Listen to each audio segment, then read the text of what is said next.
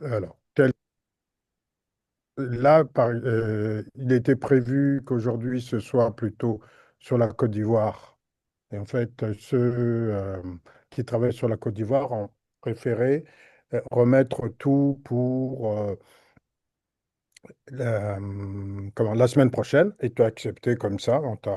On t'a sollicité vendredi et tu as accepté pour aujourd'hui. Bon, alors. Et là, on est un peu.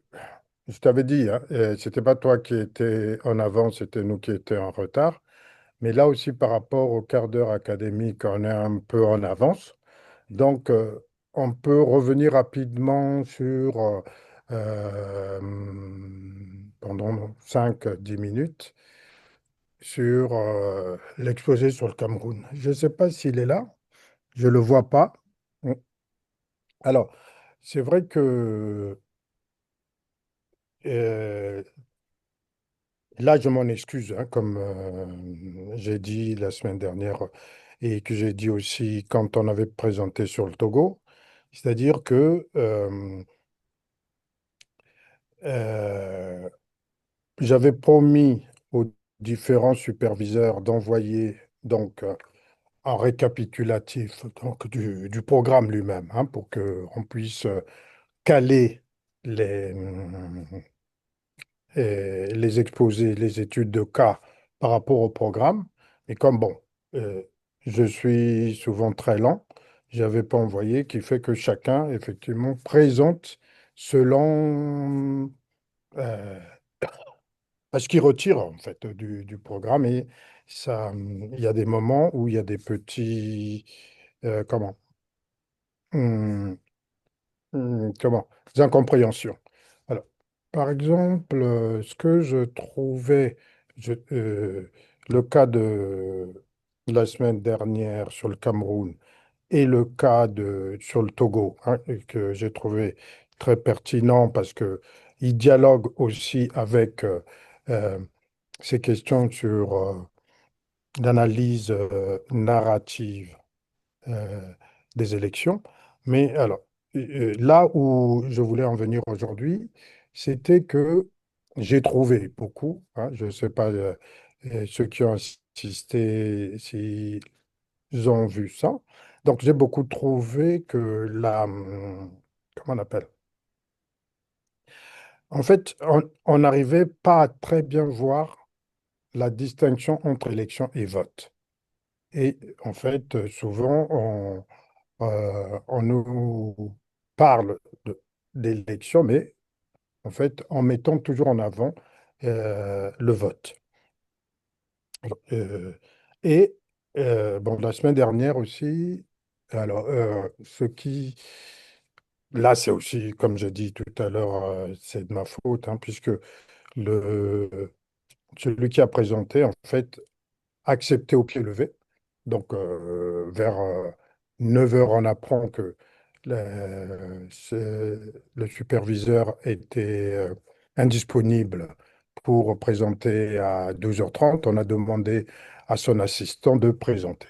Donc, bon, il a présenté, mais alors là, en fait, il avait utilisé euh, une grille qui était ancienne.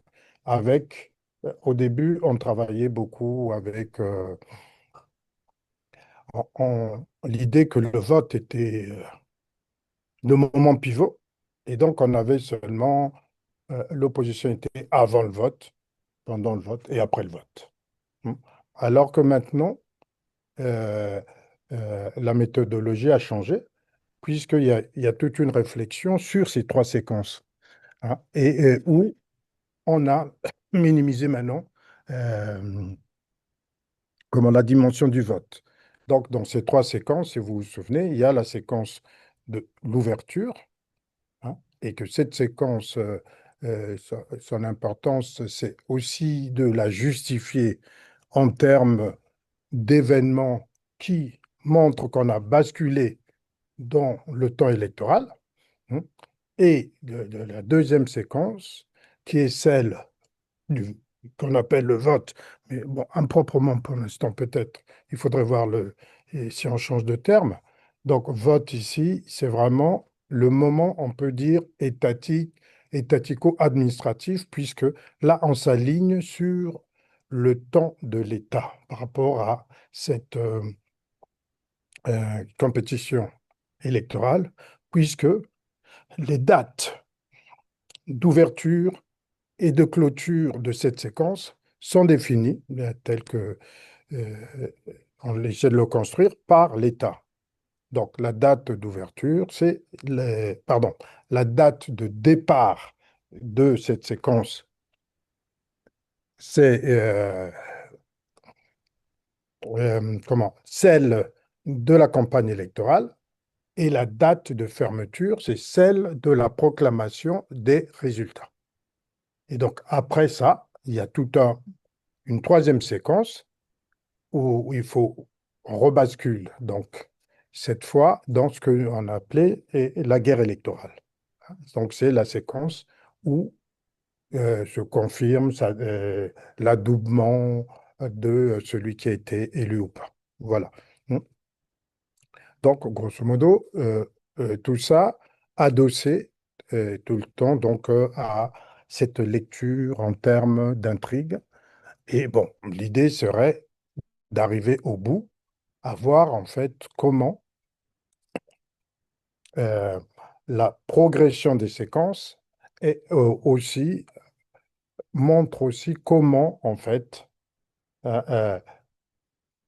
se concrétise en fait l'intrigue électorale à travers ce que on appelle la conversion des formes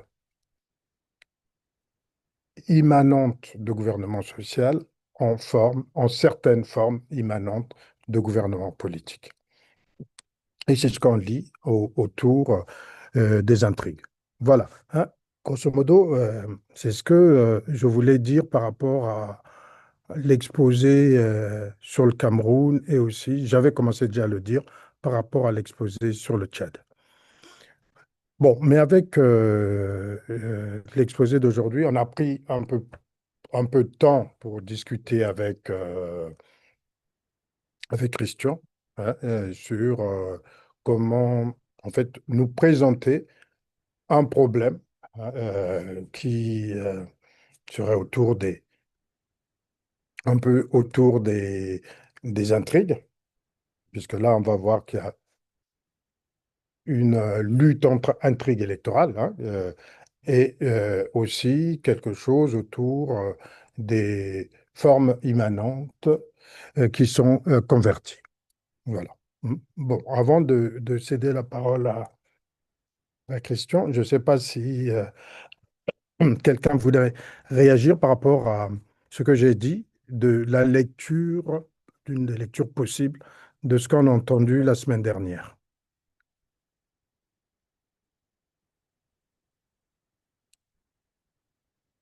S'il n'y a pas de, s'il y a rien, à ce moment-là, on pourra passer la parole à Christian. Pardon? Il y a un message. Est-ce que le message est un message de... Non, c'est un message pour dire bonjour. Non, mais maintenant tout le monde sait que avec Zoom, il y a une possibilité de lever la main. Donc ça ne sert à rien d'envoyer des messages qu'on ne lira pas. OK. Bon, donc on passe la parole à Christian. Merci d'avoir accepté de présenter et d'avoir préparé vraiment dans l'urgence quelque chose. Merci. Donc, on te donne la parole. Ok. Merci Rémi. Bonjour à tous. Je vais, comme a dit Rémi, essayer de partager quelque chose que j'ai pu concocter euh, après une discussion avec Rémi. Euh, Comme il l'a indiqué, on ne va pas avoir une discussion autour comment le dire, du vote en lui-même, du processus du vote, mais j'ai proposé à Rémi que nous ayons une discussion, parce que le principe, comme on l'a indiqué, c'est vraiment encore des discussions. Nous essayons d'affiner des- la méthodologie et parvenir peut-être à en sortir quelque chose. Donc, c'est vraiment beaucoup plus une discussion que je soumets vraiment à l'appréciation des uns des autres. Et j'ai voulu soumettre une discussion sur la problématique des intrigues, les différentes intrigues que nous avons, qui sont en fait, je crois que les uns et les autres ont bien compris que ce qu'on appelle les intrigues, ce sont les hypothèses de recherche sur lesquelles nous basons pour essayer d'examiner donc l'ensemble du processus, partant donc de l'ouverture au vote en lui-même, enfin, période du vote, et puis de la guerre électorale. Et s'agissant du cas du Gabon, la première intrigue, lorsque nous avons commencé à travailler sur le projet Electa, c'était celui des fils d'eux. Fils d'eux, rapidement, et nous allons revenir plus en détail tout à l'heure. Fils d'eux, parce que nous avions une succession de père en fils en 2009, à la suite du décès d'Omar Bongo, son fils Ali Bongo, qui était arrivé au pouvoir. Nous allons le voir plus en détail. Et à partir du fils d'eux, nous avons continué à examiner ce fils d'eux, mais nous verrons que la notion de fils d'eux que nous examinions n'était pas simplement liée au pouvoir, donc à la présidence de la République, mais que tout ce qui était autour du président ou même Pas trop fort, non? en opposition au président étaient également des fils d'eux. Et Mais c'est les pour autres, cela que ça. l'intrigue du fils d'eux nous paraissait une intrigue pertinente d'analyse. Ensuite, cette intrigue a conduit donc notre réflexion en 2023 jusqu'à ce que, en quelques minutes, cette intrigue est devenue désuète pour arriver à un coup d'État et nous allons voir comment ce processus a évolué. Euh, donc, dans ma présentation, je vais faire un bref rappel de l'histoire politique du Gabon, mais vraiment très rapidement. Et ensuite, nous allons rentrer dans la discussion de ces intrigues particulièrement. Alors, en ce qui concerne l'histoire politique du Gabon, la construction du fils d'un, il faut le comprendre à partir donc des années 60. Le Gabon est indépendant le 17 août 1960. Il y a un premier président qui est à la tête du pays, c'est le président Léomba, qui meurt le 28 novembre 1967. En 1967, donc après sa mort, il va avoir la succession donc de Léonba va se faire par Albert Bernard Bongo à l'époque, qui était son vice-président, devenu plus tard Omar Bongo Ondimba, et qui prend donc le pouvoir après le décès de Léonba. En 1968, notamment le 12 mars 1968, il crée son parti parce que avant le PDG, Parti démocratique gabonais, qu'il crée en 1968, il existait d'autres partis, dont le parti de Léon Ba, qui était le bloc démocratique gabonais. Et ce parti va gérer le pays jusqu'au 30 août 2023. Le Parti démocratique gabonais va gérer le pays donc de 1968 jusqu'au 30 août 2023. Alors, dans cette organisation, hein, comprenez bien que j'essaie d'aller rapidement. Je ne vais pas dans le détail. S'il y a des questions, on pourra revenir sur ces, pour préciser peut-être certains éléments qui n'auront pas été bien compris. Eh bien, il va dans les analystes politiques vont dire que pendant toute cette période, Omar Bongo va gérer le pays sous la forme de ce qu'on a appelé la géopolitique à la gabonaise. La géopolitique à la gabonaise, c'est ce que Fidel Nzengema appelle le cercle concentrique de la gestion de l'État autour d'un ensemble de figures fortes dans chaque région du pays et dans chaque région à la fois du pays, mais dans chaque groupe ethno-linguistique. Ce qui a conduit à ce qu'on a appelé, ce qu'il nomme donc dans l'État au Gabon, ce qu'il a nommé l'érection des roitelets. Alors, Omar Bongo décède donc le 8 juin 2009. Alors, le 30 août 2009, il va y avoir une élection présidentielle pour succéder, donc, après la transition constitutionnelle, il va avoir la succession donc d'Omar Bongo et son fils qui est candidat, son fils biologique qui est candidat, va être élu, Ali Bongo Ondimba. Alors, cette succession va donner lieu à ce qu'on a qualifié de succession dynastique. La dynastie prise au sens premier, hein, donc de la succession souveraine donc d'une même famille. Sauf que cette vision va être plus élargie parce que, en réalité, la guerre d'héritage qui va s'ouvrir va voir un ensemble d'héritiers se mettre à la conquête du pouvoir. Donc, on a parlé d'Ali Bongo, qui est son fils biologique. Son principal concurrent et opposant de l'époque, André Baobam, est celui qu'on a qualifié de fils spirituel, donc qui lui-même avait revendiqué justement sa filiation à Omar Bongo et estimait que autant lui, enfin autant Ali Bongo que lui également, en tant que fils, étaient en droit donc de succéder à leur père à la tête du pays. Et puis, à côté d'eux, il va y avoir d'autres personnes qui vont être des héritiers. Jean Ping qui revendiquera aussi la succession, donc l'héritage donc, du pouvoir par le fait que Jean Ping était le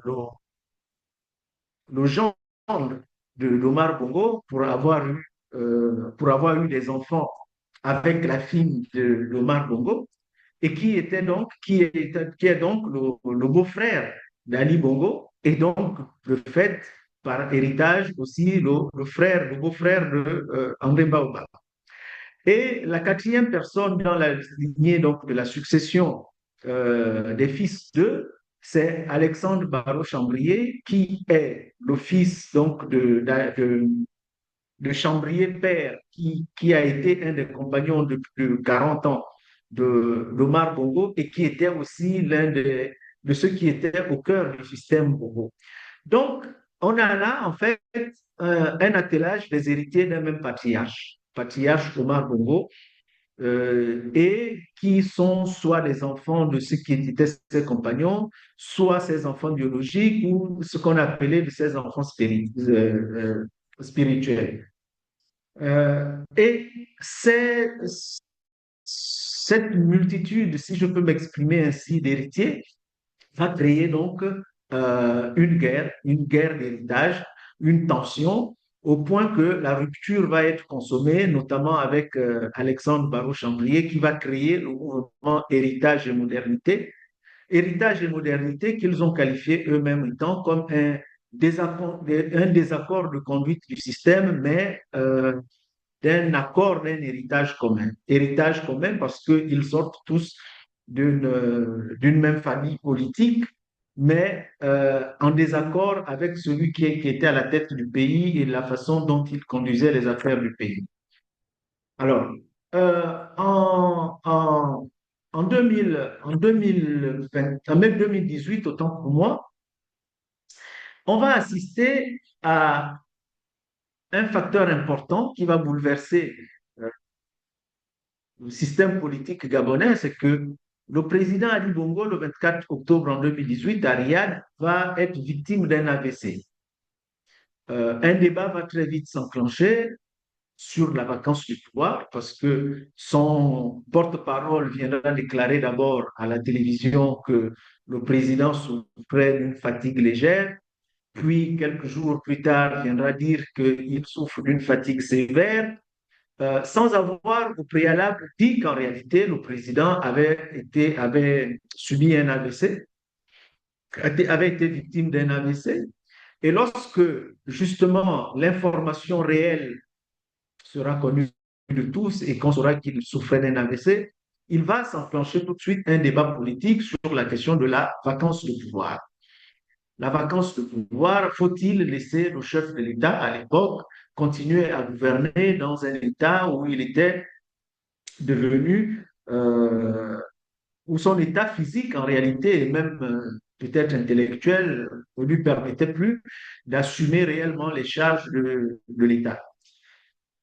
Autour donc de cette question, un, un groupe de jeunes, la GEV, donc c'est l'association de la jeunesse,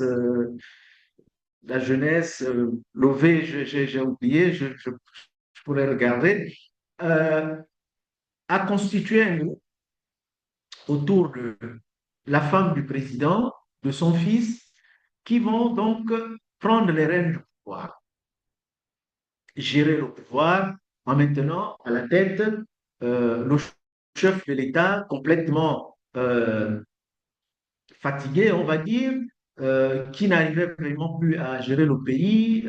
Au début, il n'arrivait même pas à marcher, n'arrivait pas à s'exprimer. Et donc, là, à partir de ce moment, dans l'évolution de notre intrigue, qui était le fils d'eux, nous étions rentrés dans le processus donc, de ce que nous appelons donc la zombification. Mais au fur et à mesure que le temps passe, il va y avoir donc des concertations politiques. Le président lui-même va déclarer à l'époque maintenant qu'il est apte à être au service du pays, mais en dépit de cette déclaration, son état physique, en réalité, montrait bien que cela ne lui permettait pas, en réalité, d'assumer pleinement la charge donc, de l'État, donc la charge de ses responsabilités. Et donc, s'il n'était pas un zombie au sens, par exemple, de ce que nous qualifions de la longévité au pouvoir, de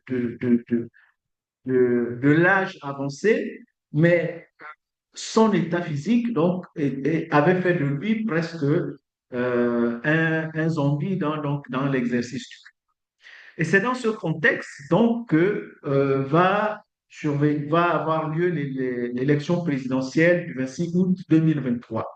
26 août 2023, donc notre intrigue de recherche en 2023 va être plus ou moins, va évoluer plus ou moins des fils d'eux vers le zombie, vers l'intrigue du zombie, parce que étant candidat, soutenu par l'appareil de son parti politique et l'appareil de l'État à l'époque, eh bien, on allait dans un processus donc de continuité de l'exercice du pouvoir donc par Ali Bongo Ondimba.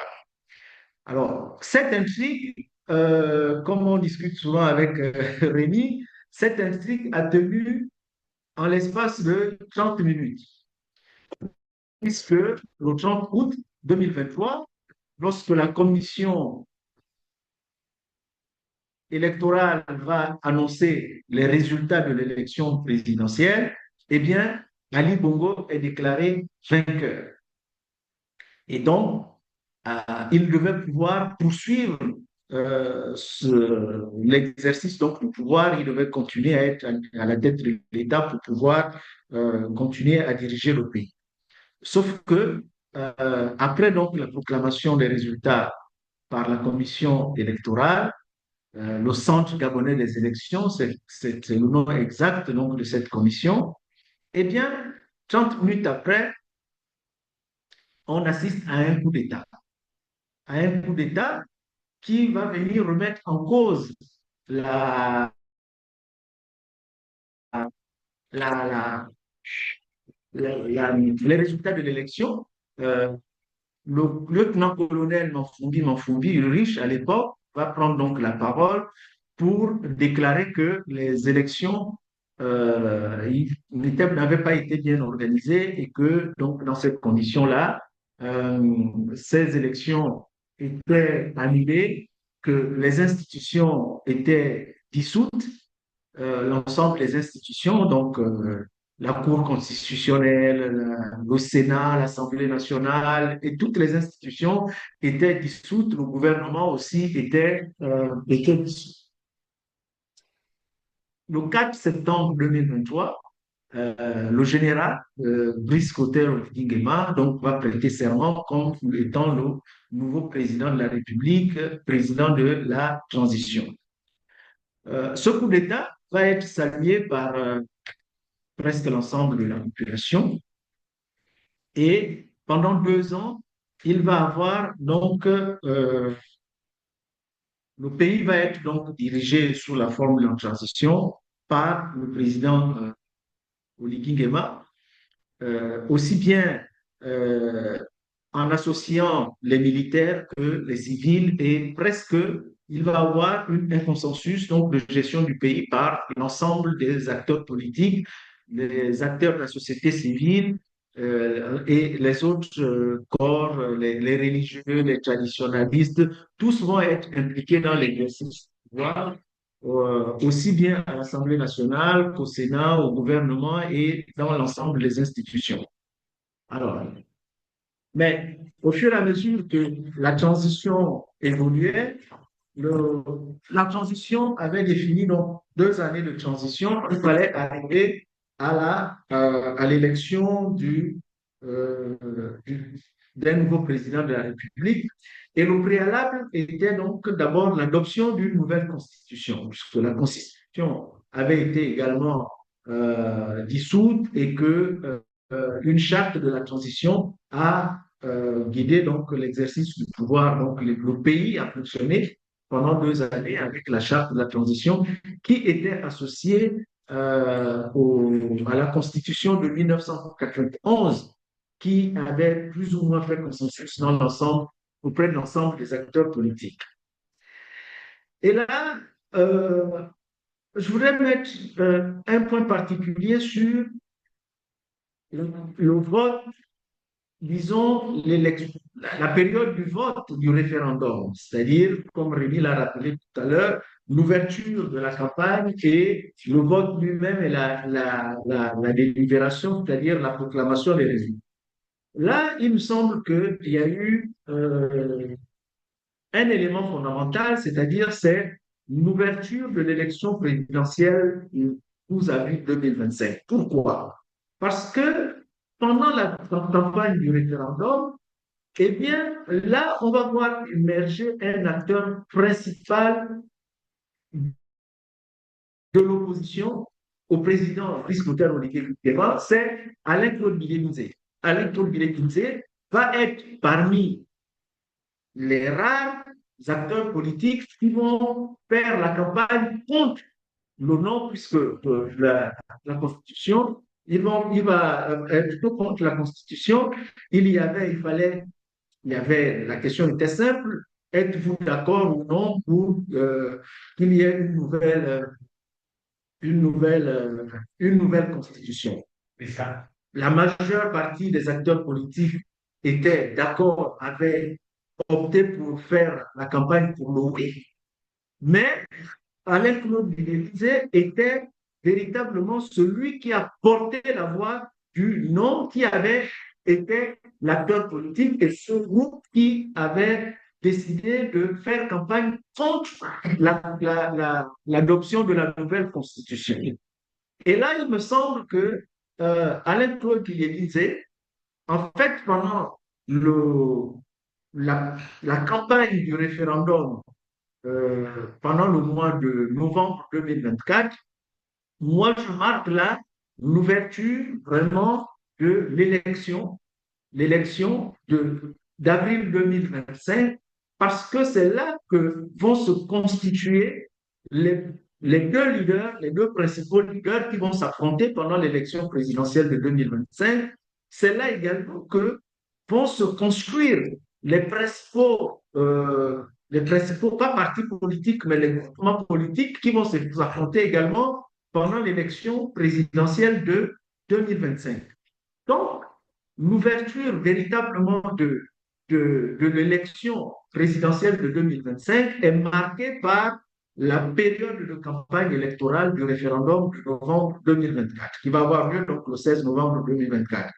Il va donc émerger le camp du non, qui est porté par Alain-Claude Bilé-Binzé, et le camp du oui va être porté par Brice Clotaire Oligui Nguema, qui, en son sein, avait, avait décidé, n'avait pas encore à l'époque de parti politique, mais était soutenu presque par le parti qui était soutenu par le Parti démocratique gabonais, donc le parti qui a géré le pouvoir jusqu'en août 2023, donc jusqu'au coup d'État, et par des partis de l'opposition, dont celui de Barreau Chambrier et même de Jean Ping, qui avait été dans l'opposition à Ali Bongo Ondimba. Donc là, vraiment, il y a un tournant particulier qui est pris durant cette période. Et donc, l'élection présidentielle du 12 avril 2025 va confirmer simplement ces deux orientations, ces deux tendances, c'est-à-dire d'un côté, Brice Clotaire Oligui Nguema avec le PDG et l'ensemble des partis de l'opposition à Libogo qui se regrouper, donc vont faire campagne pour Brice Clotaire Oligui Nguema. Et de l'autre côté, Alain-Claude Bilizé qui va se démarquer comme le principal opposant de Brice Clotaire Oligui Nguema. Et donc, les résultats de l'élection présidentielle vont montrer que euh, Oligui Nguema va être vainqueur de l'élection et le deuxième, en termes de suffrage, qui sortira donc de cette élection, va être donc Alain-Claude Bilebinze. Et là, donc, euh, on a donc cette évolution, l'ouverture pendant la période du référendum, il y a la période du vote lui-même, euh, donc la campagne et le vote de l'élection présidentielle de 2025. Et pour moi, la clôture de cette phase-là, donc de l'élection présidentielle, va être l'acceptation de ces résultats par Alain-Claude Guillemizet. Non pas qu'il vienne dire qu'il accepte les résultats, parce qu'il a quand même quelque peu fait de la contestation, mais la guerre électorale va s'arrêter par le fait que Alain-Claude Guillemizet va créer un parti politique et Brice Clotaire et Nguema créera son parti politique et Alain-Claude Guillemizet va donc de manière, en réalité, de manière voilée, créant son parti politique en se positionnant pour les futures batailles électorales, en déclarant que son parti politique, c'est pour mener les futures batailles électorales, ça veut dire que lui-même, il clôt de facto, en réalité, l'élection présidentielle de 2025 et admet de manière claire que il a perdu le vote et que Brice Clotaire Oligui Nguema est donc le vainqueur donc, de cette élection présidentielle. Et donc, aujourd'hui, le jeu politique entre les deux se déroule désormais entre les différents partis politiques. Du moins, entre son parti politique, le parti politique d'Alain-Claude Bilebinze et le parti politique de Brice Clotaire Oligui Nguema.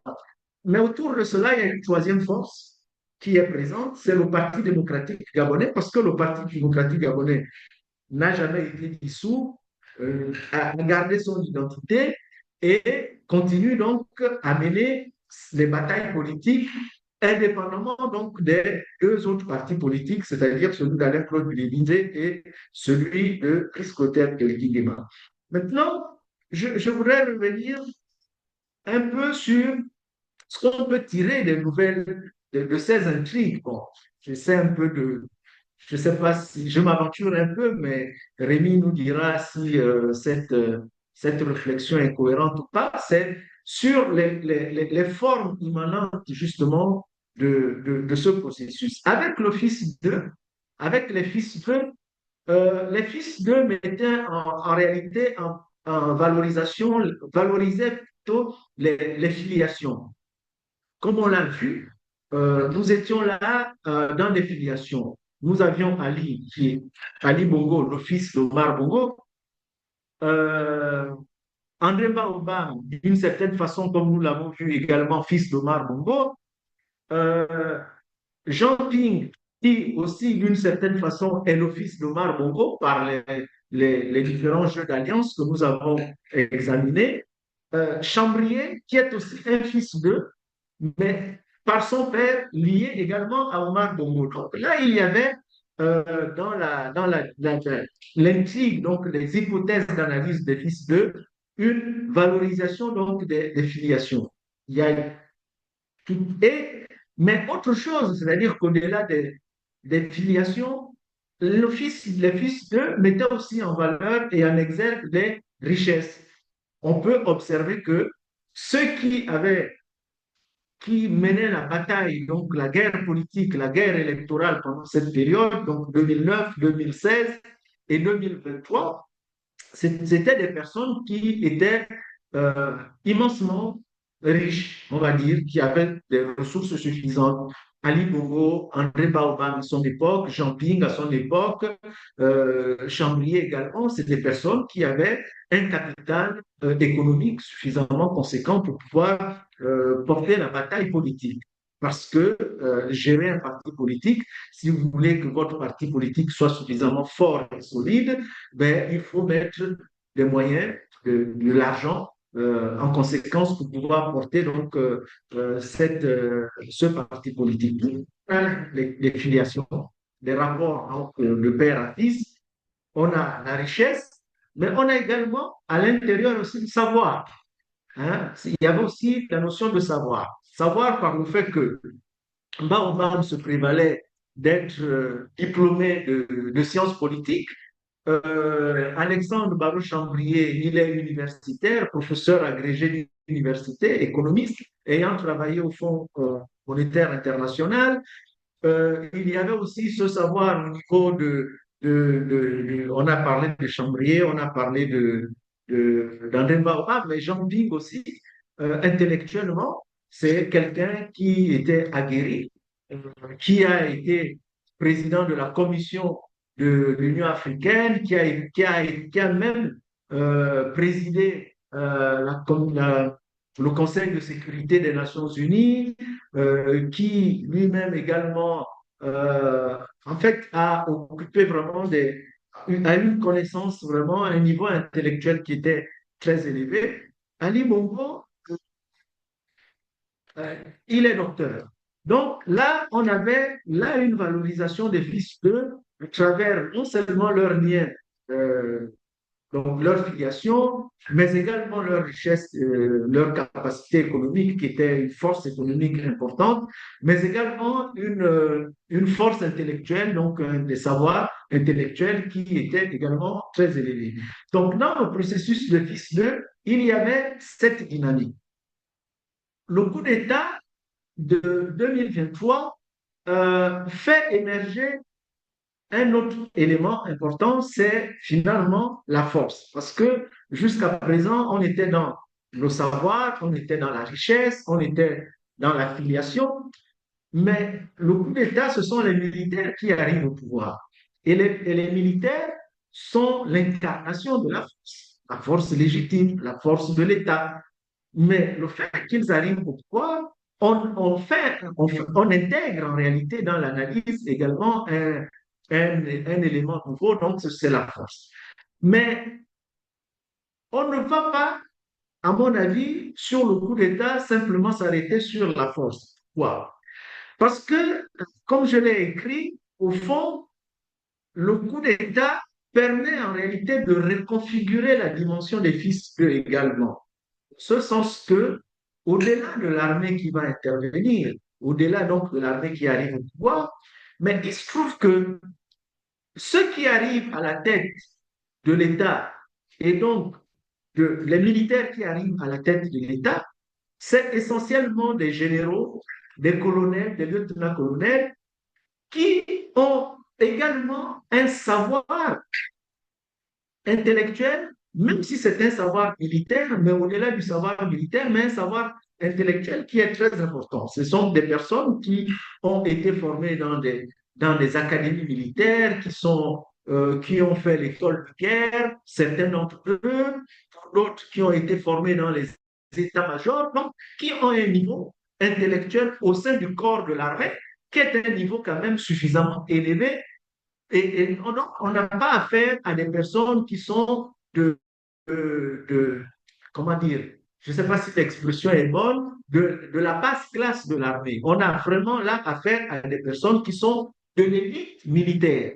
Or, qui dit élite militaire, mais en réalité, l'élite militaire ne peut pas être analysée en dehors de l'élite intellectuelle et de l'élite politique nationale.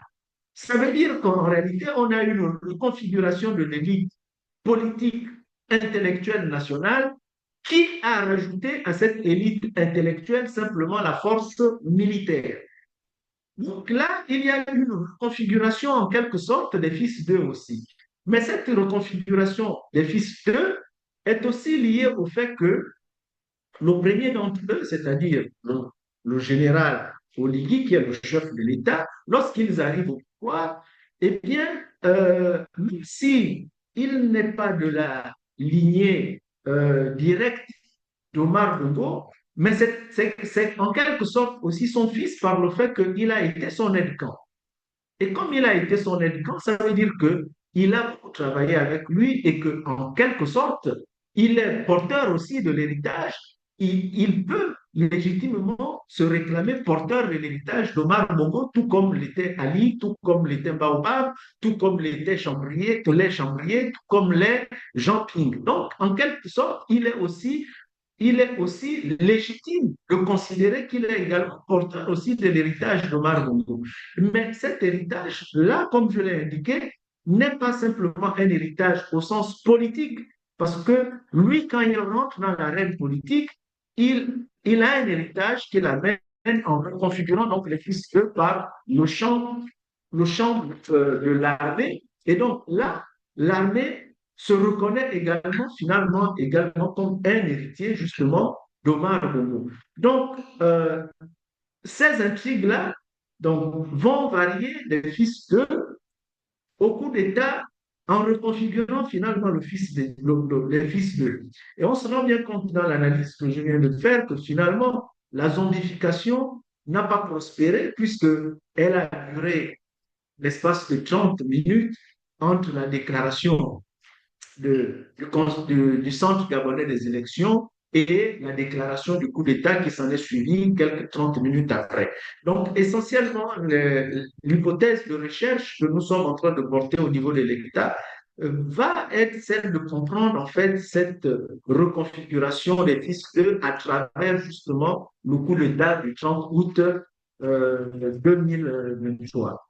Donc, comme j'ai dit tout à l'heure, voilà, je vous laisse soumettre plutôt des discussions à chacun d'entre vous en analysant donc ces quelques éléments, mais qui s'apprécient évidemment sur les intrigues donc, de recherche, les hypothèses de recherche, en essayant, avec les éléments que j'ai pu évoquer, de d'ouvrir, en fait, d'essayer de caler l'ouverture de l'élection de 2023 et d'essayer de voir donc la clôture justement de cette élection de 2023.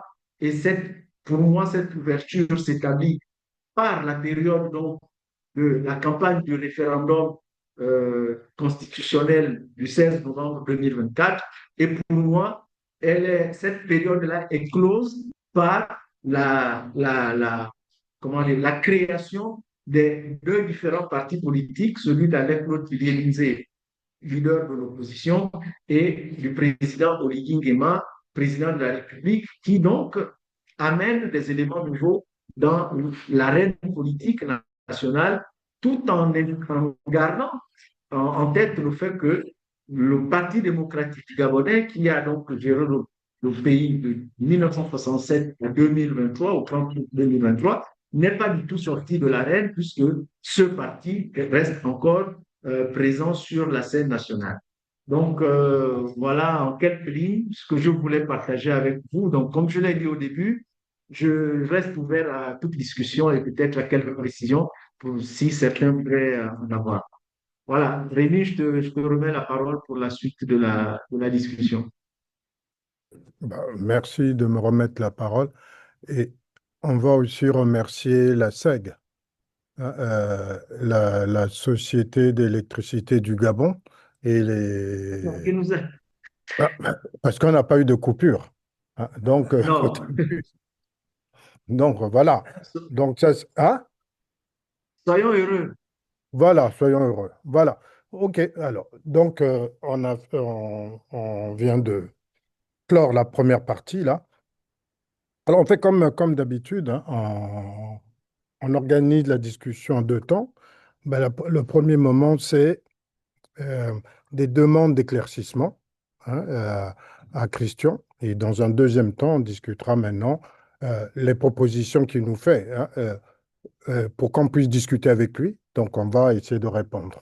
Alors, pour l'instant, pour des questions d'éclaircissement, qui veut poser des questions? Alors, dans la salle, ceux qui veulent poser des questions, vous venez ici pour parler parce que comme on n'a pas de micro, c'est un peu compliqué. Alors, donc sur comment, ceux qui sont en ligne, il suffit, ou bon, ceux que je vois, vous levez la main. Pour ceux qui sont invisibles, quelque part, vous avez une main que vous pouvez lever. Voilà. On commence. Qui a quelque chose? Ah, vous voulez dire que c'est tellement clair qu'il n'y a pas de question. Mais alors, puisque pour l'instant, personne n'a des questions, mais que devient le porte-parole, là, comment il s'appelait? Mamfumbi, Mamfumbi.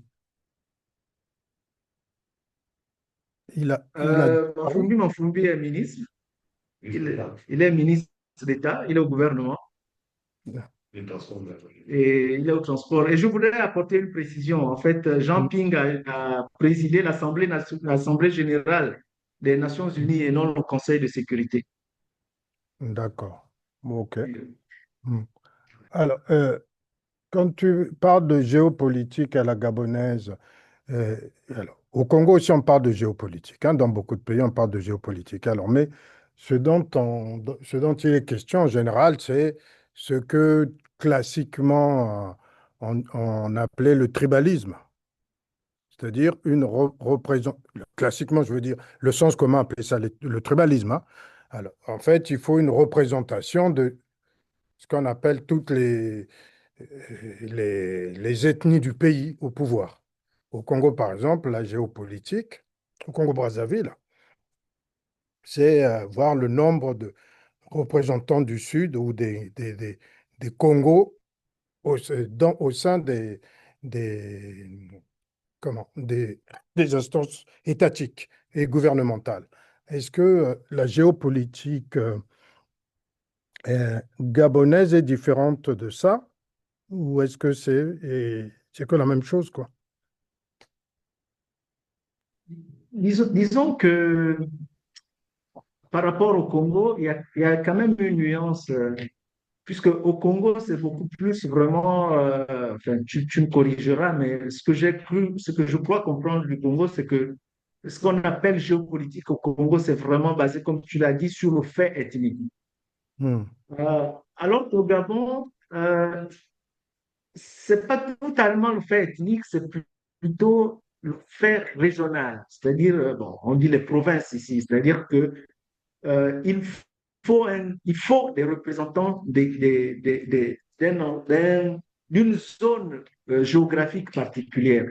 Vous ne pouvez pas, par exemple, euh, avoir... Alors, prenons des exemples concrets.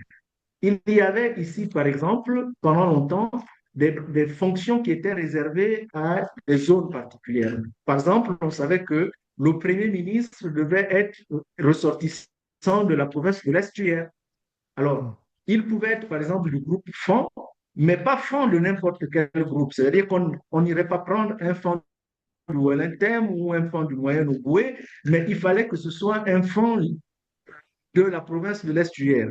Par exemple, le Sénat était représenté, par exemple, aux gens du Moyen-Ogooué. En fait, il y avait vraiment beaucoup plus la dimension géographique dans la représentation. Après, il est évident que comme chaque région a plus ou moins un ensemble de groupes ethniques, eh bien, cela se ressentait aussi.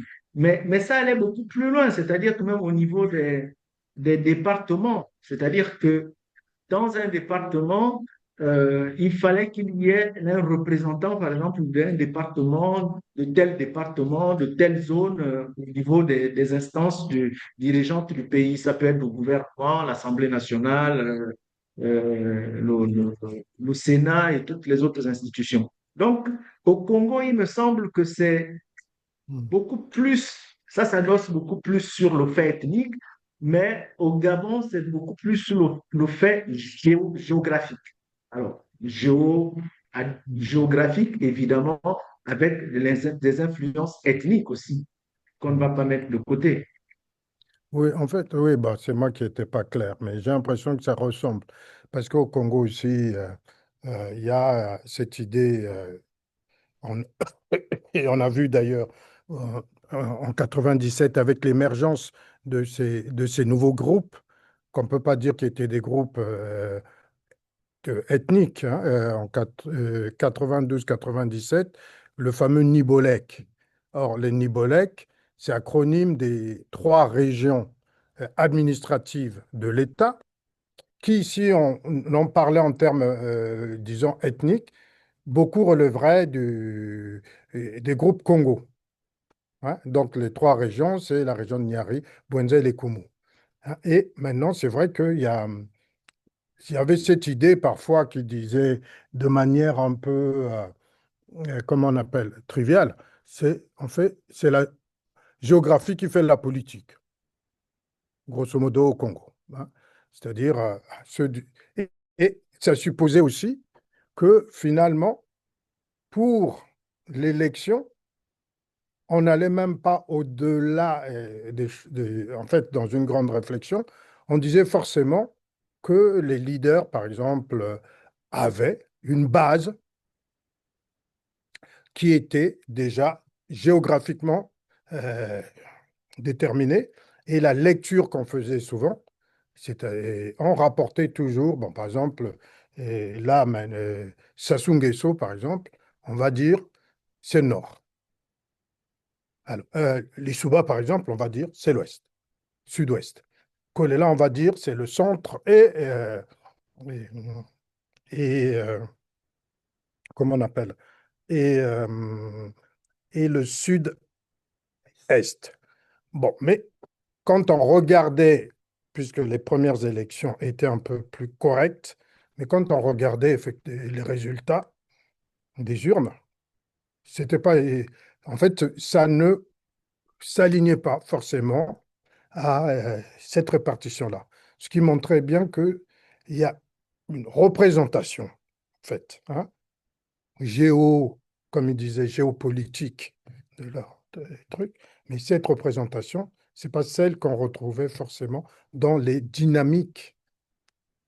Je- Quelque part, ça contribue, mais la relation entre cette représentation et dynamique politique ou électorale était aussi à creuser. Bon, mais c'est pas quelque chose dont tu nous as parlé, hein, mais c'était tout simplement parce que personne n'osait poser des questions là, que j'ai voulu ouvrir un peu la discussion pour pas que tu aies l'impression que ton propos était très clair du début à la fin.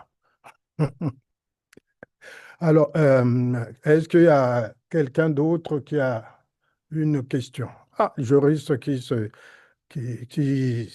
montre maintenant. Peut-être que tu as une question ou Voilà. Non, pas à ce niveau. Moi, je voulais demander, professeur, je Oui, voulais demander à Christian s'il pouvait, ce personnage de Billy Binze a toujours été un peu difficile à cerner pour moi. Moi, je voulais savoir s'il pouvait s'attarder un peu à nous raconter d'où il vient, un peu plus en détail, si possible, s'il a un petit moment pour le faire. Et c'est tout pour l'instant. Ok, mais bon, je crois que il y a quelqu'un qui est bien indiqué pour parler un peu plus de lui ici, qui le connaît un peu mieux que moi. Je taquine Maître Joris. Mais alors, il est Binze. Alors, merci de poser la question sur Billy Binze parce que ça me permet de revenir aussi sur les reconfigurations des fils d'eux. Pourquoi? Parce qu'en réalité, j'ai parlé du président Oligui qui a travaillé avec euh, Omar Bongo, qui est donc quelque part l'héritier également d'Omar Bongo, mais Billy Binze aussi, on peut considérer que c'est un fils d'eux également, au sens où Billy Binze, politiquement, hein, je parle politiquement, il est issu de la formation de Mbabe Solo, Père Paul Mbabe Solo, qui était un opposant à Omar Bongo et qui, le premier à l'élection présidentielle de 1993, d'après conférence nationale de 1990, va contester le pouvoir d'Omar Bongo. Et donc, Billy Binze va être un de ses partisans qui, comment dire, va évoluer politiquement euh, va évoluer politiquement avec, euh, avec Paul Mbabessol, qui est d'ailleurs la première fois qu'il va rentrer au gouvernement, c'est lorsque Mbabessol va accepter de rentrer au gouvernement d'Omar Bongo et lui également, il va être,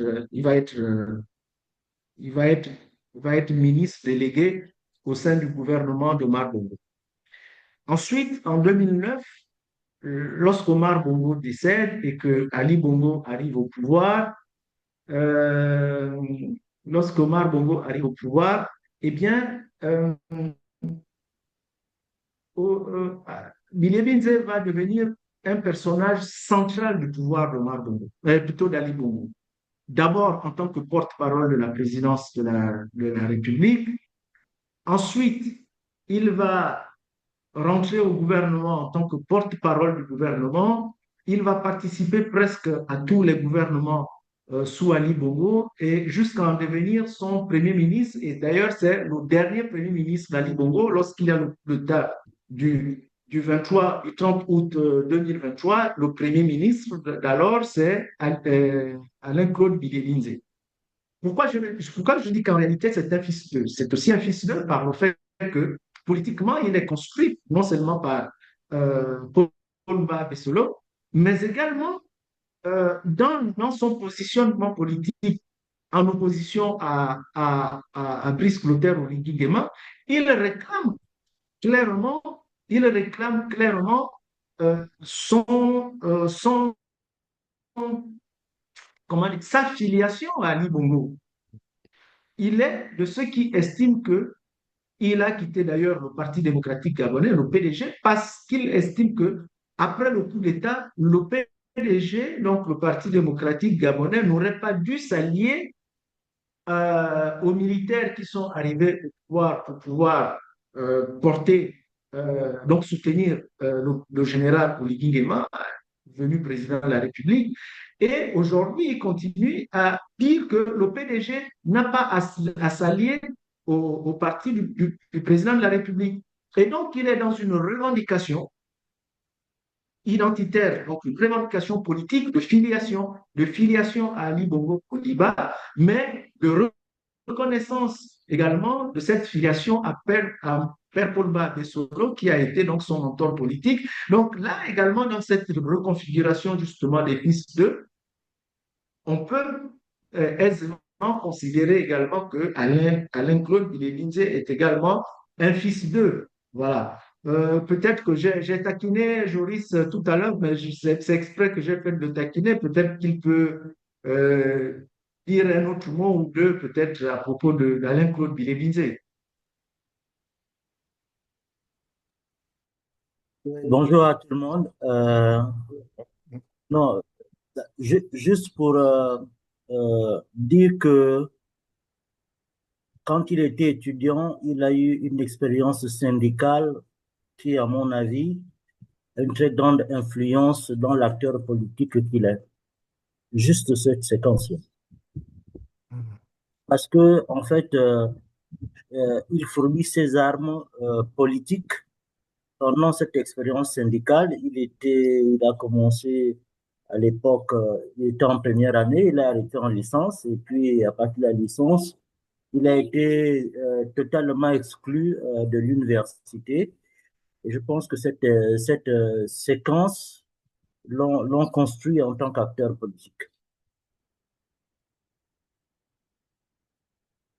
Oui, ça c'est aussi très important, cet aspect des choses, hein, en fait, qui est que dans des trajectoires politiques où parfois, en fait, on se retrouve propulsé dans une position, je mets de guillemets, d'opposant, en fait, et après qu'on revienne, hein, c'est aussi très important dans la construction de ce qu'on essaie de cerner ici, quoi.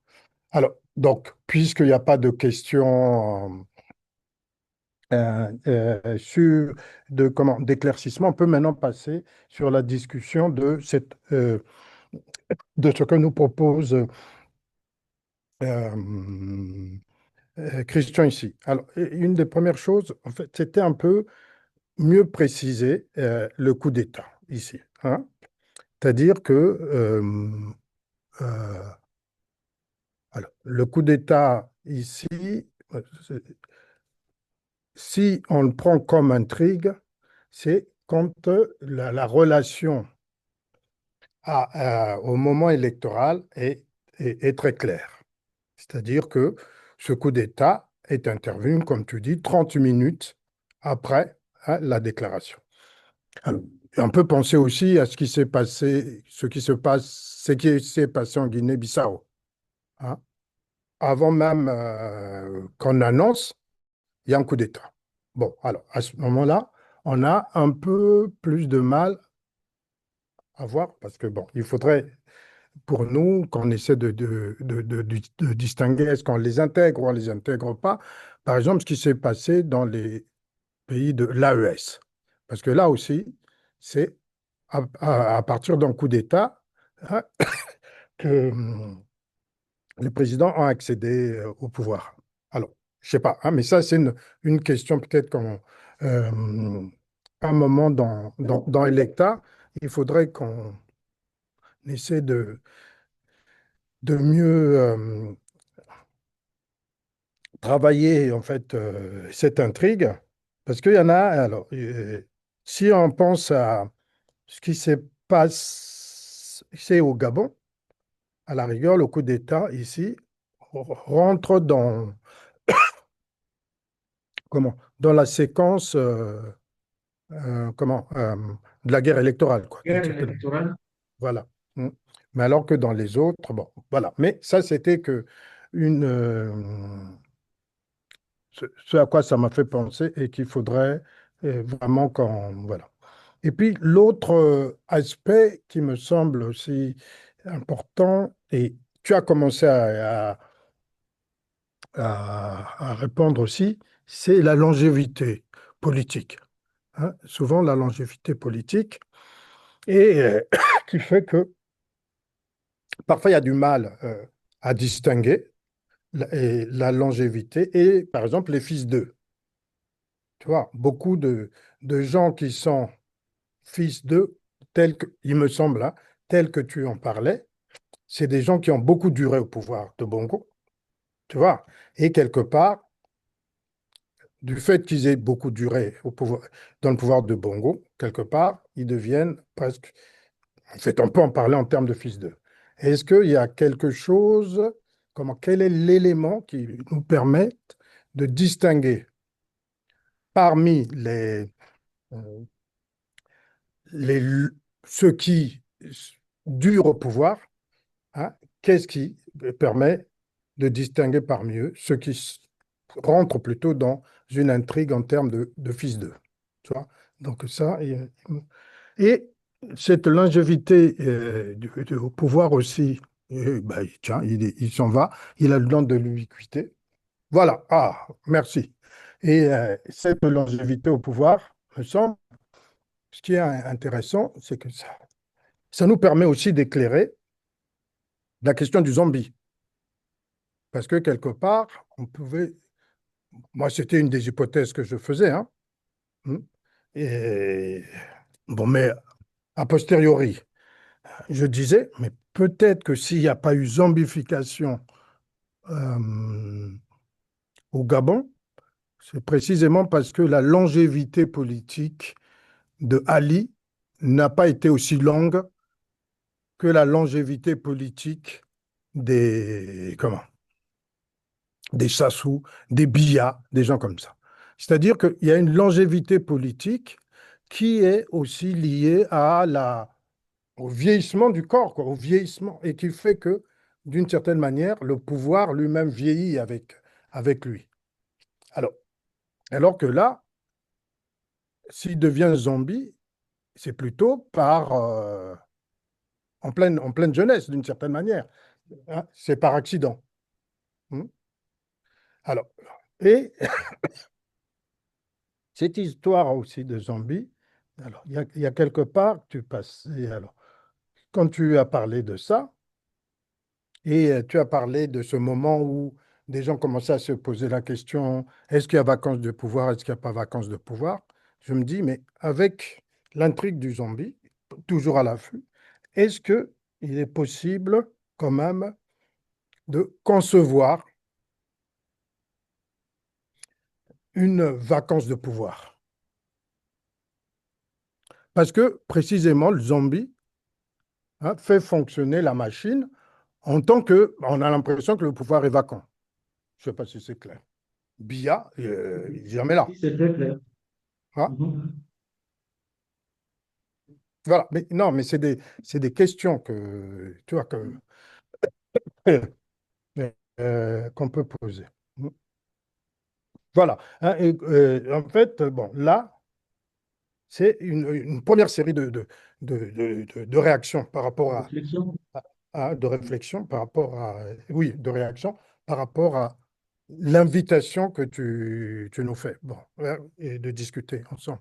Alors, s'il y a d'autres, vaut mieux qu'on avance plutôt par réaction dans un premier temps, hein, et puis après, bon, tu répondras, et puis on rebondira sur une autre série voilà, de réactions. Qui d'autre? Voilà. Est-ce que un peu toujours la même question? Est-ce que tu entends? Est-ce qu'il y a une, Non, D'ailleurs, viens ici, comme ça, va voir la tête de celui. Tu avais, comment? je vais dire bonjour à Monsieur Wally Wally, Voilà, c'était sa nièce, hein, que tu avais reçue. dans la petite copine Ah oui, de ah son oui, père. ok, d'accord. Ouais, ouais, ouais, ouais. Inès.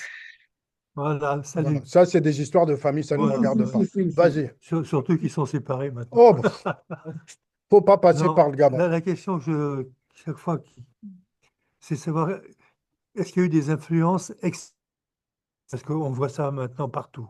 Mhm. Et surtout que cela renvoie souvent, bon, à cette chose que, au début, j'avais l'impression que c'était un peu hérétique, où je semblais dire que le corps électoral ne se limitait pas seulement, comment, à la sphère nationale, quoi, grosso modo. Hein. Mais là, maintenant, on commence à voir que euh, il faut tenir compte aussi de cette dimension extérieure pour vraiment analyser les situations électorales. Alors, qui d'autre? OK. Ah, c'est pas parce que je regarde. Mm. Bonjour, prof. Moi, Bonjour. ma question, elle est rejoint un tout petit peu une question qui a déjà été évoquée par le prof Rémi. C'est par rapport à la zombification. Moi, il me semble que enfin, j'ai du mal à saisir ses contours. Est-ce que la zombification, on va considérer que c'est la longévité au pouvoir indépendamment de l'âge enfin, de celui qui est au pouvoir. Par exemple, je peux accéder au pouvoir à 20 ans, je reste jusqu'à 40 ans. Est-ce que pour autant je deviens un zombie?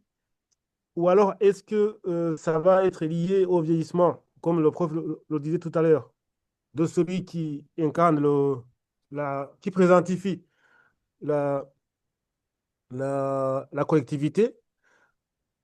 Et c'est quoi en fait? C'est quoi? Voilà, c'était Hmm. ça ma question. Très Merci. bien. C'est vrai que si toi, tu commences à dire prof, prof, si tout le monde est prof là, on ne sait même plus. Ah, bon, bon, c'est pas grave. Mm, mm. Ouais. Bon, qui d'autre a. Euh, ah, euh, il y a une autre intervention ou bien je Non, peux réagir d'abord? là, Joris, tu pouvais faire ça. OK, vas-y. Mais ouvre ton micro, Joris. Voilà, Bon, c'est bon. j'ai écouté beaucoup, avec beaucoup d'attention le propos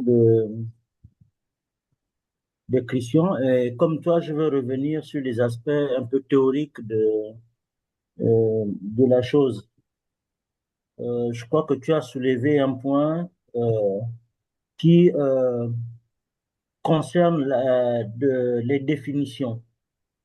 Euh, mais ce qui est intéressant, c'est le cas de terme de zombie, en fait, hein, où tu essaies de dire, de savoir si la longévité politique stabilise le concept ou l'accident corporel, ou plutôt la transformation corporelle par l'accident biologique définit le concept. Là, donc, nous avons deux approches de la zombification qu'il faut résoudre parce que de ces deux approches euh, peuvent dépendre de la façon dont nous allons interpréter les intrigues qui, euh, qui justement permettent d'orienter l'interprétation du vote. Euh, et par conséquent, euh, ce problème pose aussi la question du rapport entre euh, forme immanente de gouvernance sociale et forme immanente de gouvernance politique. Je pense que dans ce que Christian a décrit, euh, ce problème se ramène à la zombification. Pourquoi? Parce qu'en réalité, c'est un même pouvoir qui est aux affaires depuis les années 1960 jusqu'à aujourd'hui. Donc, si la zombification, tel que le concept est posé, se manifeste par la durabilité au pouvoir d'un acteur politique, dans le cas précis, c'est la durabilité symbolique de l'acteur politique par rapport à sa métamorphose dans son incarnation physique. Dans le cas précis, nous avons toutes les personnes qui sont au Gabon, qui sont euh, profondément liées à Omar Bongo, en tant que, on va dire, fondateur du PDG, mais, et c'est là où euh, on peut effectivement être amené à réfléchir sur la notion de zombification, mais surtout sur sa dimension symbolique. Pourquoi j'insiste sur la dimension symbolique? Parce que tous les acteurs politiques, c'est Bongo qui les a formés.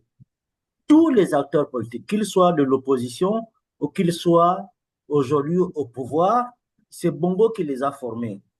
Quand ils ont refusé la formation de Bongo pour revendiquer leur propre formation, Bongo a fini par les plier. Nous avons le cas de Mamboundou qui est rentré dans le gouvernement sous une forme ou sous une autre. C'est le cas de Paul Mba Bessol qui est définitivement rentré dans les gouvernements et qui a gouverné selon la philosophie politique de Omar Bongo. Donc cette question-là pose la problématique de la transformation de forme immanente du pouvoir politique en forme immanente de gouvernance sociale. Si c'est le cas, eh bien, on comprend pourquoi les atermoiements politiques avec l'arrivée de Brice Clotaire Oligui en tant que président de la transition, en tant que président de la République qui peut manipuler la Constitution en sa faveur, dans le sens où il va créer un parti au pouvoir, alors que la Constitution le lui interdisait, ce qui a introduit un débat sur la constitutionnalité de ces actes ou pas. Et cela a donné tout ce que nous savons aujourd'hui. Mais cette question pose, avec du point de vue de l'épistémologie de l'électeur, donc du vote, pose la question de savoir jusqu'à quand les formes d'immanence de gouvernance politique ne se traduisent pas en forme d'immanence sociale, de gouvernance sociale, puisque quand les populations acceptent un fait d'immanence de gouvernance politique, elles l'intègrent dans sa psychologie, dans sa socialité, dans son anthropologie, comme un fait de gouvernance, d'immanence sociale qui stabilise la gouvernance politique par protection, n'est-ce pas, de la totalité politique. Voilà un peu ce que je voulais dire. En fait, si je résume, peut-être, pour éclairer un peu, serait que ce qu'on essaie de penser comme conversion, mais plutôt dans un sens seulement, qui était en fait forme de gouvernement social vers certaines formes de gouvernance politique. En fait, il faudrait penser aussi l'inverse, hein, une forme de gouvernement politique vers sa socialisation, quoi, grosso modo. OK.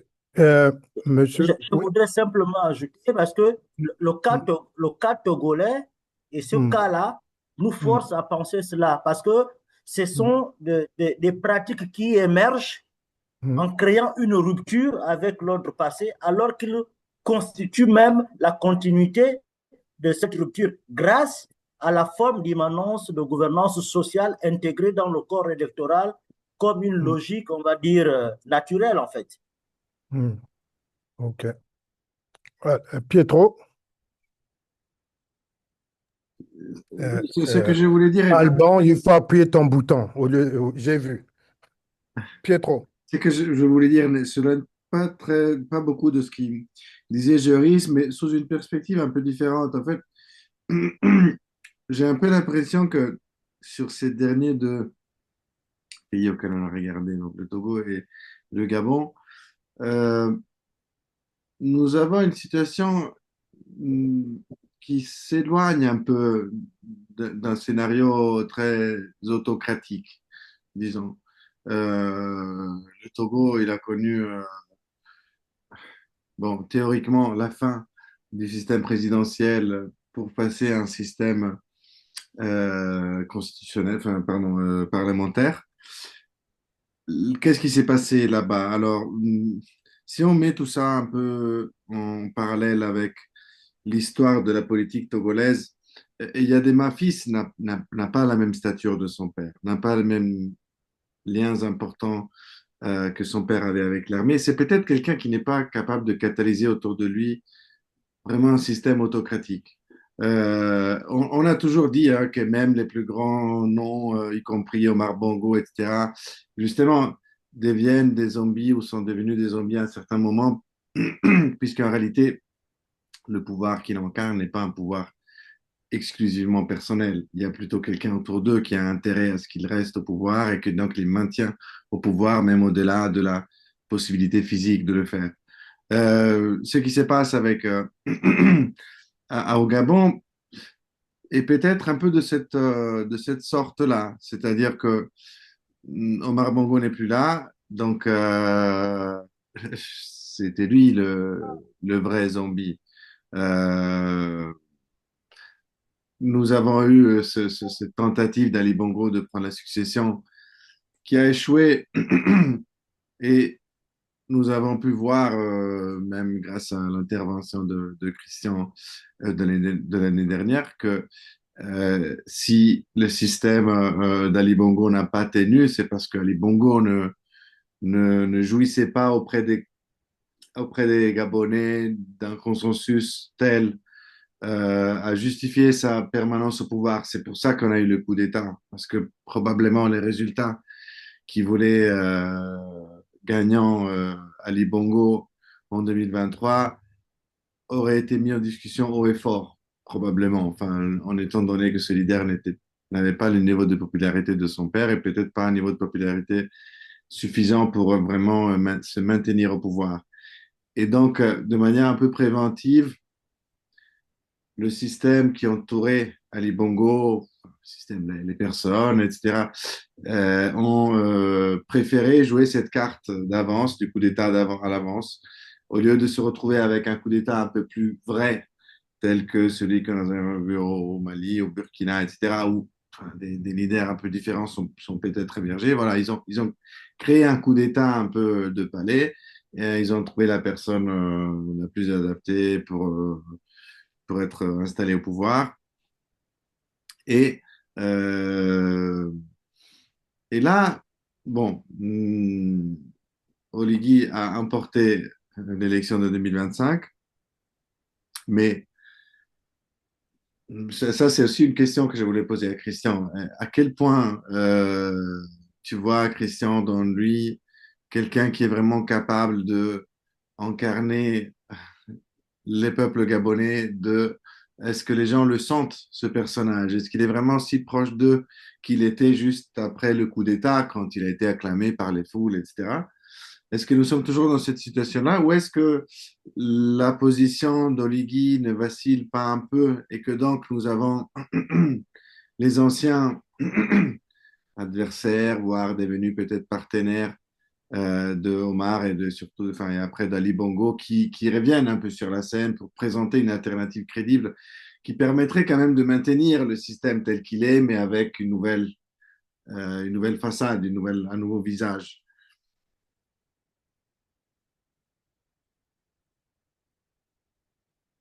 Christian, bon, en fait, ta réponse, c'est pas répondre à toutes les questions. Tu nous as fait une Non, mais proposition de discussion. Nous avons commencé à discuter. Tu rediscutes un peu seulement pour qu'on puisse avoir un autre tour, parce qu'ici, il est déjà 10, hein, donc il nous reste un quart d'heure. alors, je pense qu'il y a une discussion autour de la question de la zombification. Je pense, à mon avis, que la question de la zombification ne peut pas être discutée en termes d'âge ou peut-être même peut-être pas en termes de longévité.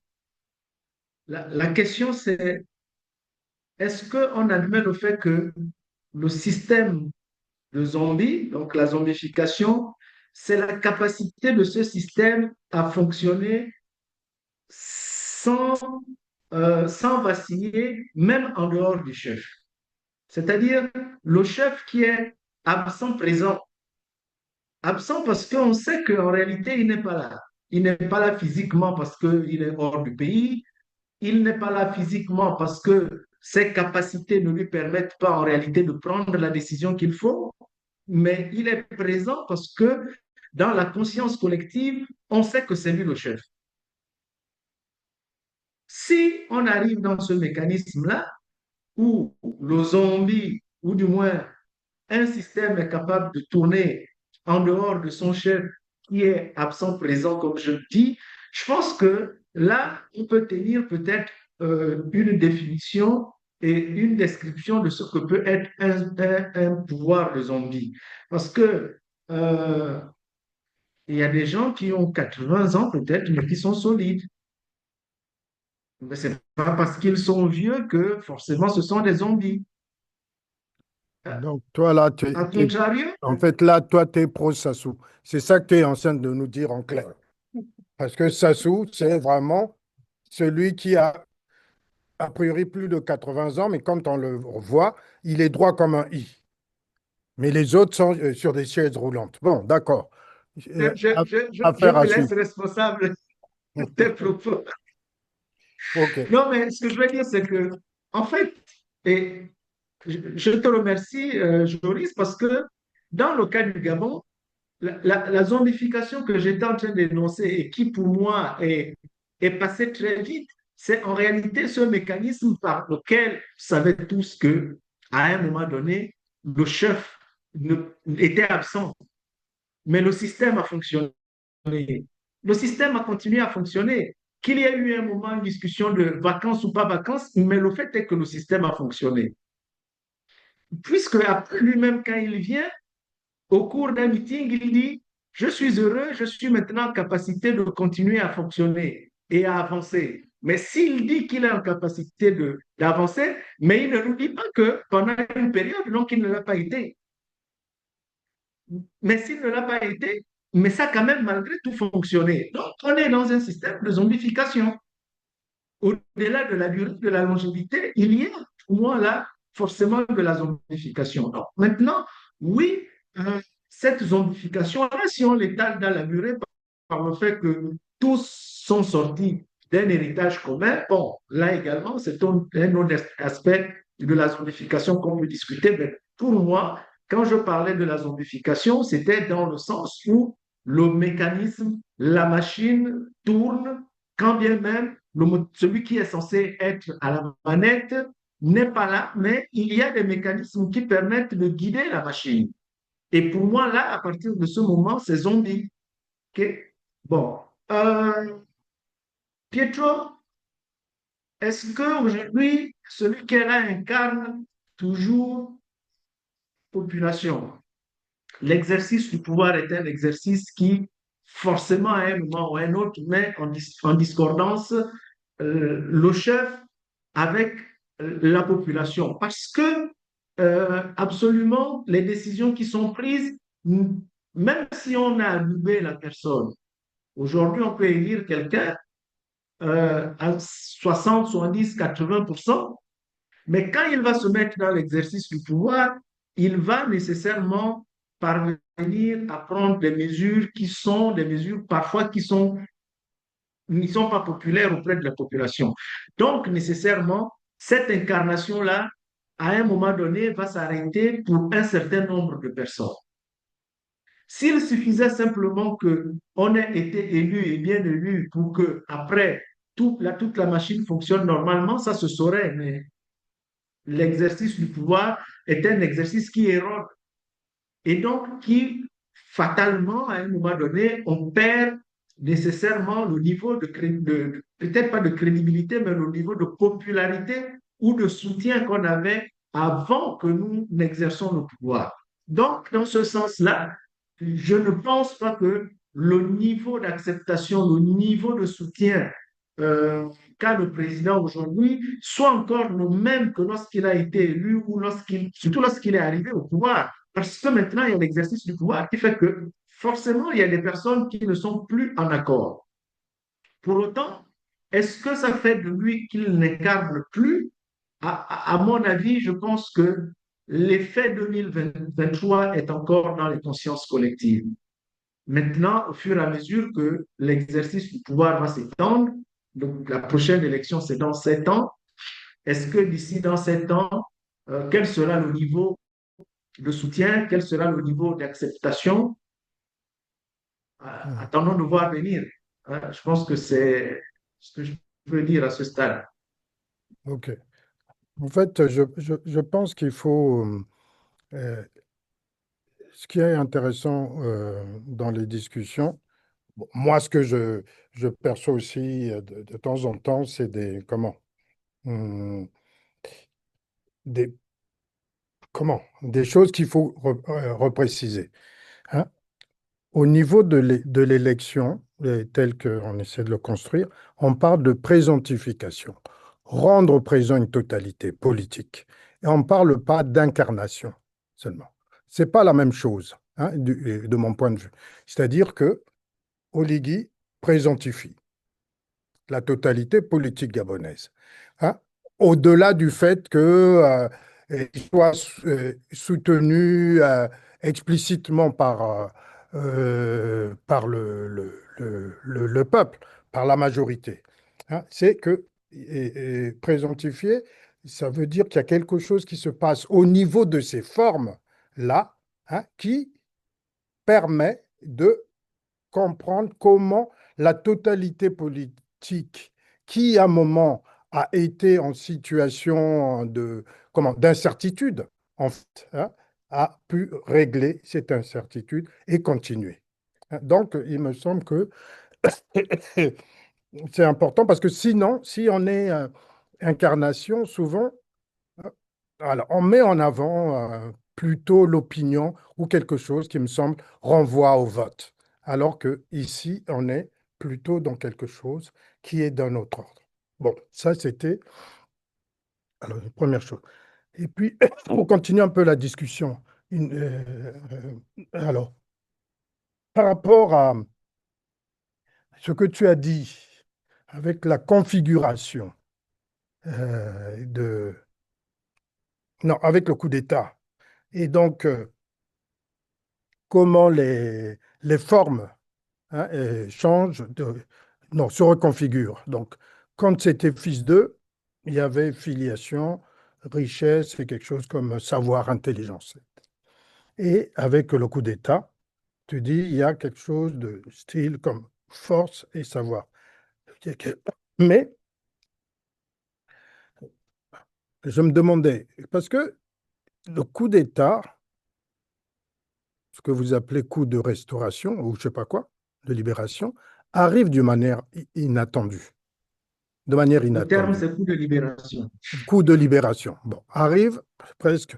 Non, mais c'est pas bon, bon. Je dis inattendu dans le sens où, euh, bon, nous on faisait l'hypothèse que il y a, on bascule d'une intrigue en termes de fils d'eux à une intrigue carrément en termes de zombification. Et pendant 30 minutes, zombification l'emporte. Mais au bout de 30 minutes, il y a quelque chose, si on est dans le système, dans une interprétation un peu weberienne, on dirait, il y a quelque chose de l'ordre du charisme qui se passe. Hein, quelque chose qui vient interrompre le cours normal des choses. Et c'est dans cette interruption du cours normal des choses qu'émerge ce troisième larron. Et qui fait que même, et je disais que ce qui est intéressant à ce moment-là, c'est que dans notre conception où on doit se concentrer sur les éligibles, on va s'apercevoir qu'il y a certains éligibles qui, a priori, ne sont pas, comment, euh, comment dire, on ne se proclame pas, ou peut-être que nous, on ne voit pas, et qui fait que, finalement, au Liguy, c'est un peu un éligible de ce type-là. Voilà. La seule chose que je voulais dire, c'est que avec ce moment du coup d'État, peut-être qui est différent des coups d'État de l'AES, peut-être, hein, qui est que ici, c'est un moment presque magique. C'était pour dire, est-ce que il y a pas une, on peut pas faire une hypothèse que parmi les formes immanentes, hein, la reconfiguration des formes immanentes en passant de fils d'eux au coup d'État, est-ce qu'il n'y aurait pas quelque chose de l'ordre du sacré?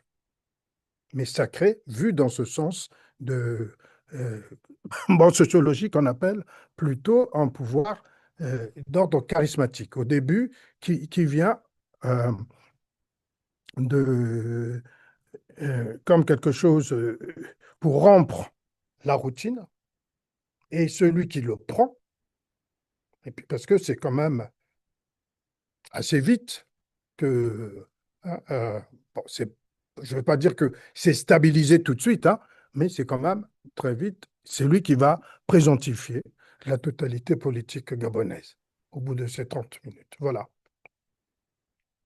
Si moi j'accepte, par exemple, hein, ton, ta proposition de discussion, je me dirais, peut-être qu'il faut aussi introduire ces dimensions charismatiques pour comprendre aussi les formes immanentes qui sont ici converties. Et donc, à ce moment-là, peut-être introduire le sacré. Réaction des uns et des autres, hein, bon, ça, c'est la mienne. Oui, Joris? Bon, la première observation que je vais faire est, je veux d'abord te remercier parce que une de nos préoccupations, c'est aussi apprendre à standardiser notre langage et et à interpréter nos données à partir de ce langage-là. Parce que ça aussi, ça nous permet de nous habituer Mhm. avec... Oh.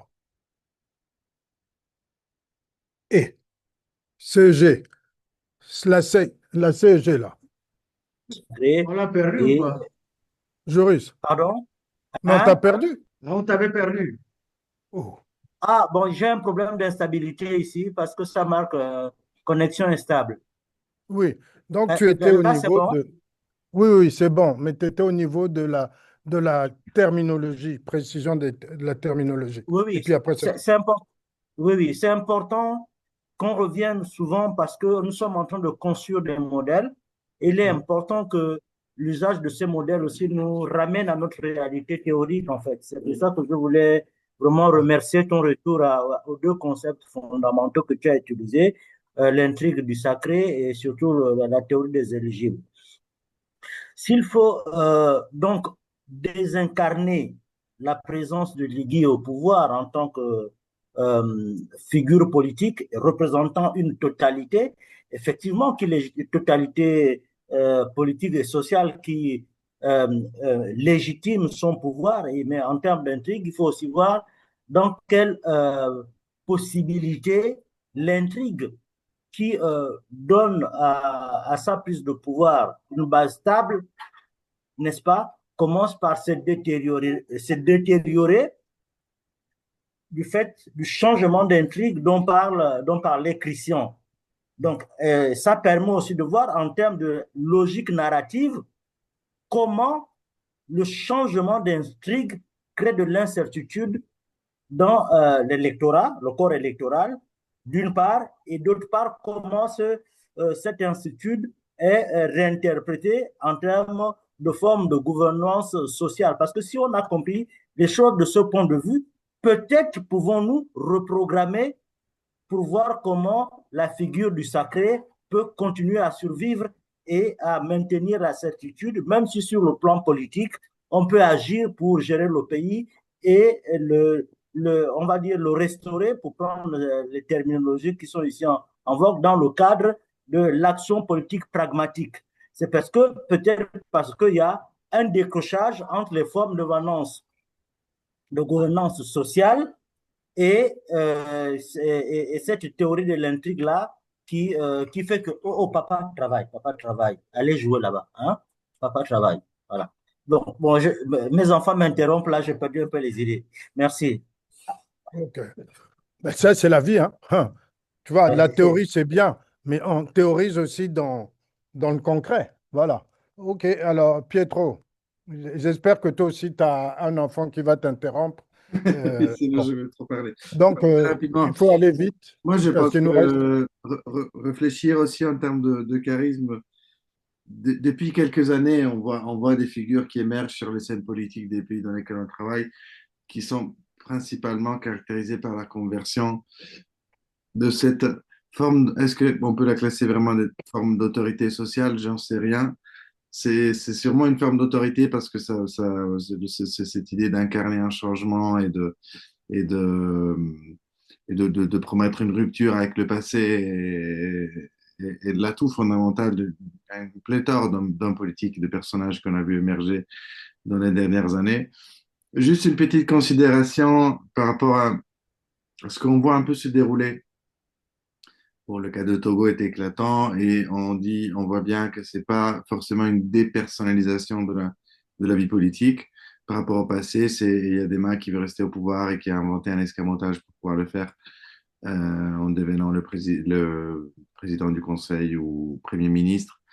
Voilà. Mais il y a quand même une question que je me posais comme ça. Je lisais des articles il y a quelques jours sur comment dans les démocraties un peu plus âgées, l'Occident, etc., euh, on a une espèce de faim d'hommes forts.